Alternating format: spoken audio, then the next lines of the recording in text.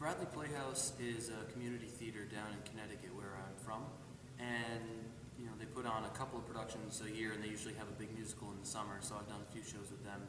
We did Anything Goes and The Sound of Music, and I was in Greece there back in 2010. That was one of their biggest selling shows of all time. Teen Court, that was a really interesting experience. I never saw it, and it never aired anywhere, but it was a sizzle. So it's actually like a short pilot for a TV show to show to the producers to see if they want to produce a whole pilot. And this was a reality show that was actually going to have 50 Cent in it, and it was a court show about teenagers who had gotten in trouble with the law but went to this TV court, like a Judge Judy situation, to avoid the real legal system and getting involved in actual penalties so that they could have a cleaner life. Trapped, another project that I worked on in film that I actually never saw. It's still not actually completed. It was an independent project, and it was this horror film that Chase Perkins and I went up to act in with these graduate students at Boston University, and it was going to be his thesis film, but he went in a different direction for his thesis, and so this became just an independent project. So he hasn't finished getting it produced yet. It's still getting scored and mastered and stuff. Spring Awakening was a really interesting period because that was one of the plays that I think we rehearsed for the longest before it actually went up.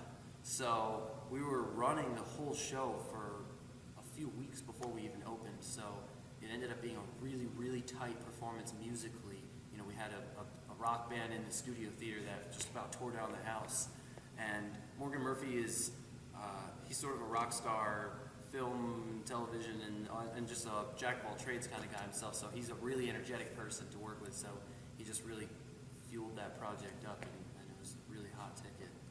Well, Les Mis at PSU was one of the biggest productions I've ever been in. It was a huge cast. There were 40 of us, and we had a lot of really showy elements because it's such a grand piece of theater. It's sort of an opera, and so we had the big revolve and the huge set pieces that really added a lot. And so when we're singing these enormous, like some of the songs are really triumphant or really powerful, or just they're songs that fill a house like Hanaway.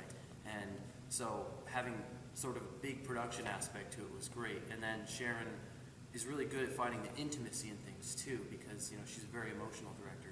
So we got a really good balance of having this big spectacle that was really exciting for an audience, but also having something that was really meaningful and thought out.